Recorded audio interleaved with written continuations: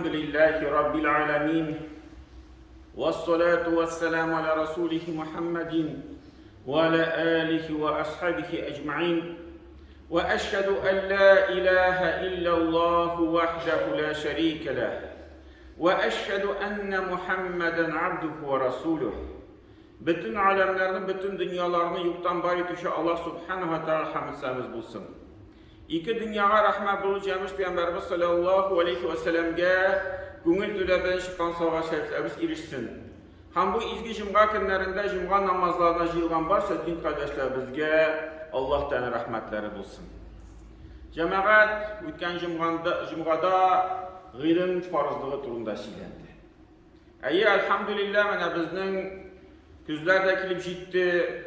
Hazır sentyabr ayı o'tgach, oktyabr ayı kela, ham endi oktyabr oyida masjidlarda, madrasalarda g'alaticha darslar boshlana boshladi. Ham endi buni bizga turishga kerak, o'zimizga da, tug'onlarimizga da aytirga, aniqlarimizga da aytirga, shu meni darslarda qatnashsinlar. Ham endi jamoat mana shu darslarga kelganda, ilm yig'anda, to'plaganda biz endi anlarga bilirga tegish biz nindi ilimni ham nishib olamiz ekanligini. Allah Teala Qur'onda aytdi: "Va ma atakumur rasulu fakhuzuhu." Sizga payg'ambar keltirgan narsani onu oling'iz deydi. "Va ma nahakum anhu fantahu." Ham u sizga qilgan narsadan siz tuyuling'iz deydi Allah Teala. Lekin jamoat payg'ambarimiz sallallohu alayhi vasallam indi bu dünyada kelib ketganga indi 1000 yıl kirasi o'tdi. Masalan, bugungi kunda mana biz hozir 10-safar oyining 1444-yilda yashaymiz. Bu hijriy bo'yicha. Payg'ambarimiz sallallohu alayhi vasallam mana shu 1444 yil ilk Madinaga ko'chdi. Shundan so'ng Madinada 10 yil yashadida, shundan so'ng vafot bo'ldi. Mana shu qadli vaqt endi o'tdi. Hozir safar oyi shu yilning 2-oyi bor. Hamma biz u payg'ambarimiz bergan ilmni qo'yan ham nishib olirga tegish.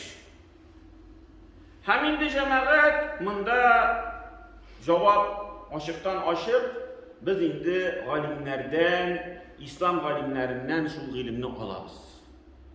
Peygamberimiz sallallahu aleyhi ve sellem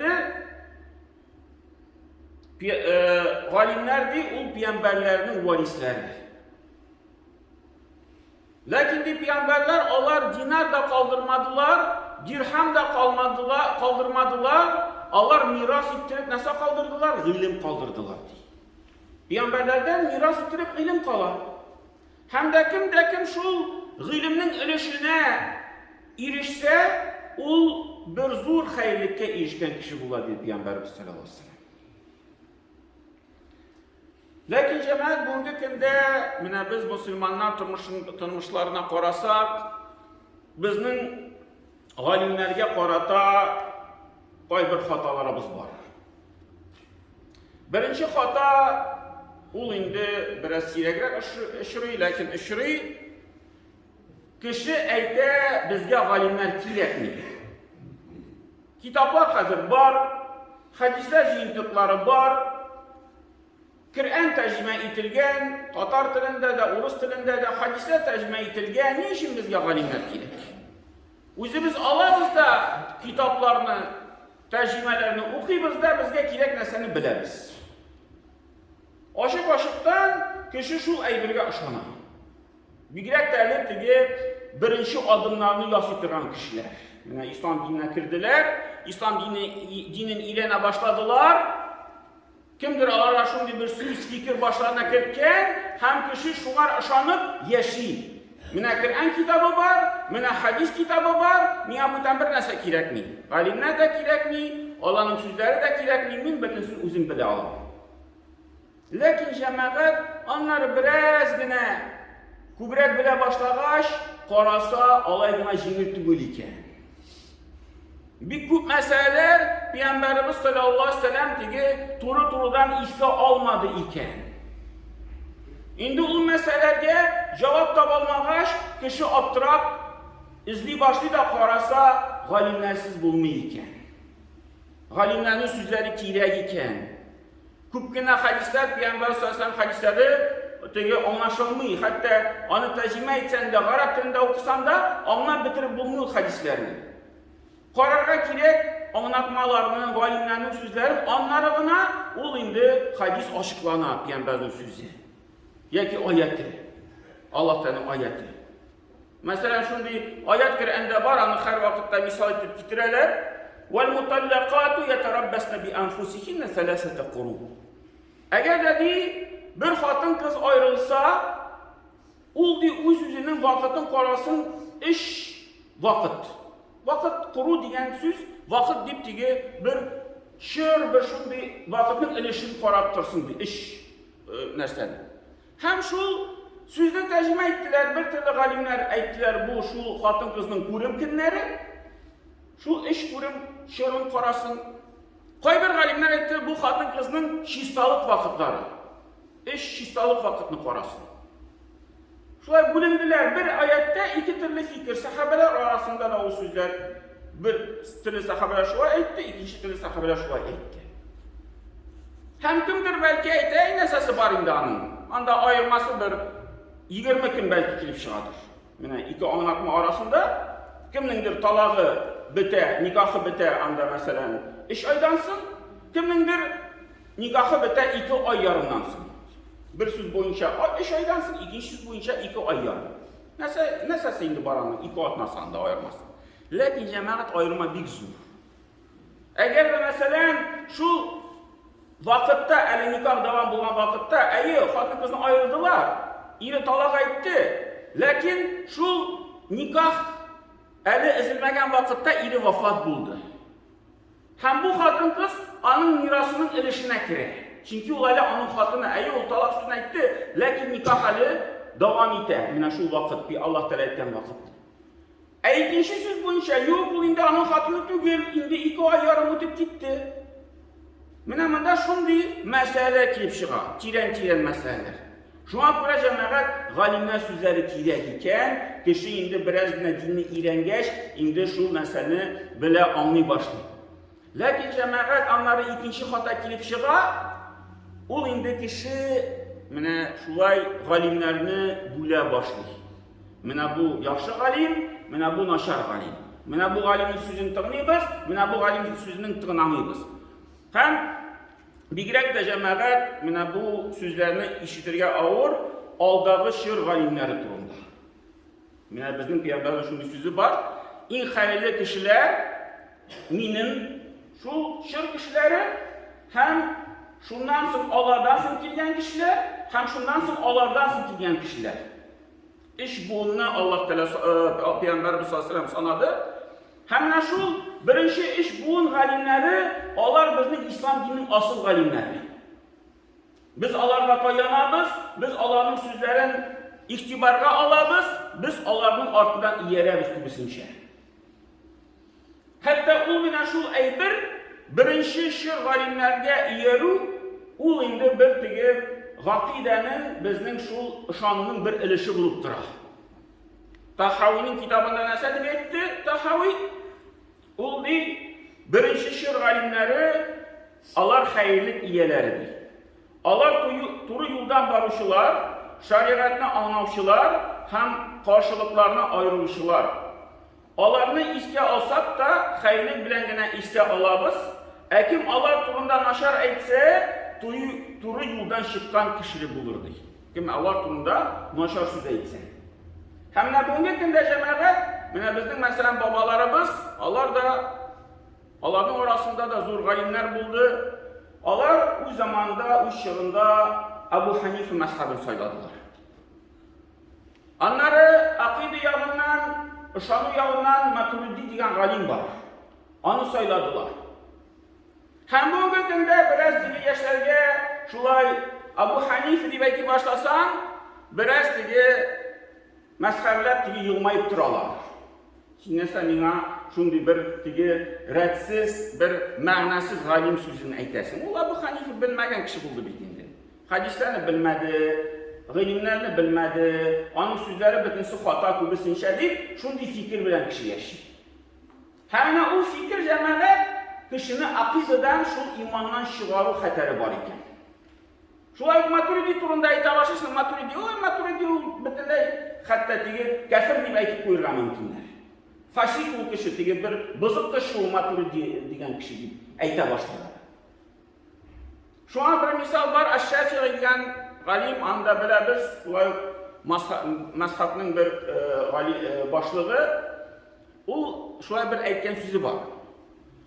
Ahmad ibn Hanbalni yaratmagan kishi di, u kafir kishi. Shunday so'zni aytdi.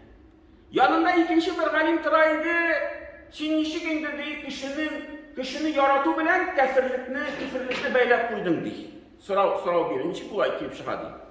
Şunda Ash-Shafi'i mena bu akidenin ilişki ikenligini bilip nese deydi, kim Ahmad ibn Hanbal'ga karşı çıksa deyip, o sünnetke, o sahabelerge karşı çıkan buladı. Kim sahabelerge karşı çıkan kişi bulsa deyip, o peygamberge karşı çıkan kişi buladı. Kim peygamberge karşı çıkan kişi bulsa deyip, o Allah Teala'ya ışanmayan kişi buladı. Şulay beylep koydu. Peki baştan neticesine gitti. Onları sırav birleş anlatıp bildi. Bu akidenin bir ilişkikenliği, aldağı, şırdağı galimlerini, şuluk Abu Hanife, şuluk Şafii, şuluk Ahmed bin Hanbal, şuluk İmam Malik, şuluk Maturidi, şuluk Al-Ash'ari, anda bu galimler. Allah turunda biz hayretgine aytamiz. Onlar bizge ilimni, şin manada ilimni bizge bildiler. Qoy bir mesele bugün kunda belki bizge aşıramayın. Abu Hanife söyleyen sözler, Al-Maturidi söyleyen sözler, Butan galimler söyleyen sözler, belki bugün kunda bizge o mesele aşıramayın. Lakin cemaat biz o galimlerin manasını görür için biraz tarihka da qararga tiyiş. Onlar nindi şurada yaşadılar. Onların nindi anda ağırlıklar, fitneler, karşılıklar buldular. Şu an göre Peygamberimiz sallallahu aleyhi ve sellem anlatılırsa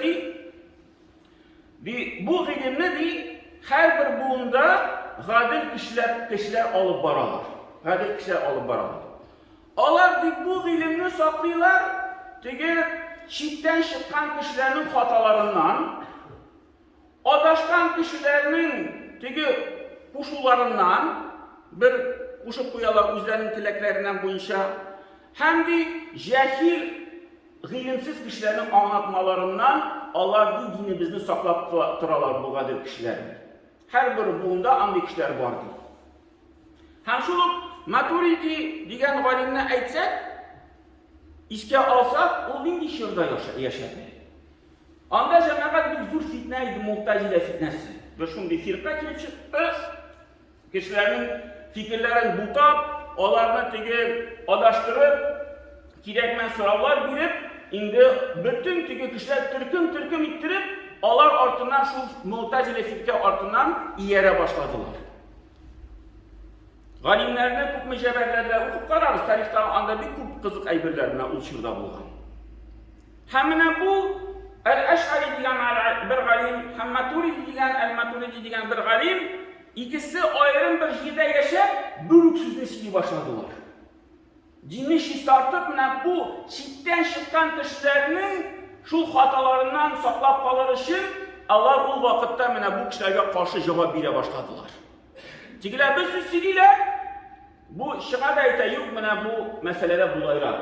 Tigi meselede tigilerle bir aşıktan sıralarda şu cevaplar bire başladılar.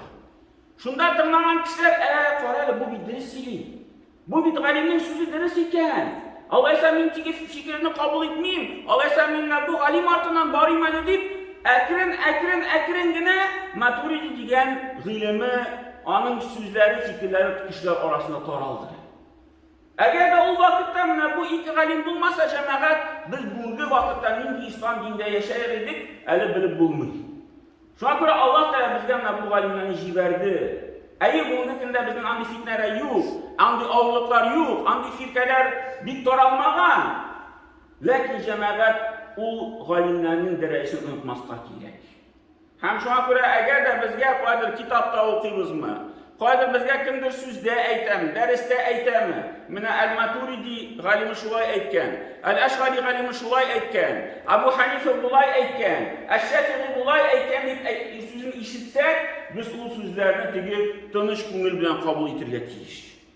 Yaramay uylarga mana o yo'q endi bu kishilar allaqachon o kishilar olim so'zlari bizga to'g'ri kelmay, biz o sözlerini olmaymiz, biz butun tegi so'ngroq kelgan olimlarning so'zlarini olaylik deb o fikr durust tugil.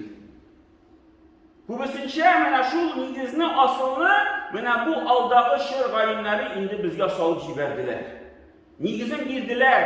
Ham bizga shu negizni o'rganibgina Allah'ın ortdan iyersek de mana bizga shu yetdi. Bizga butun yangi bir o'ylanib chiqaradigan ayblarni allanni qo'yib kerakmi? Kimdir o'ylab chiqaran endi ayblar. Nasıl sili boshlaydi? Qo'yandir tege bir iki kitap o'qib, lekin jamoat tekshira boshlasan, u yangi fikrlarni qarasan, mana shu ilikki bo'lgan firqalarning so'zlariga ekan. Kishi tege yangidan chiqarib, shu so'zlarni qabatlayib, imiz bir yangi bir aybirni ochgan. Yo'q, bir kim birning yangi aybirni ocha olmaydi. Iliklikdan g'oyimlar bütün so'zlarni tekshirdilar, bütün so'zlarga javob berdilar. Endi mana shu yangidan qozonib, mana bu aybirlarni chiqaruv, u shu mana bizning orabizda bir tege fitna taratuvina, bir qarshiliqni taratuvina. Shunga ko'ra mana biz ilmni olganda jamoat bu g'oyimlarni hurmat etib, Allah'ın sözlerini tınlap, Allah'ın negizlerini alıp, endi mana shu dinimizni değiştirip alıp barib, Allah da bizga nasip etsin mana shu dinimizde şulay değiştirip barib, endi cennet ahillerinden bulurga. Barakallahu lana ve lakum fil Kur'anil azim, nafa'na ve iyyakum bil ayati ve zikril hakim. İnnehu huve cevadul kerim ve sami'ud dua.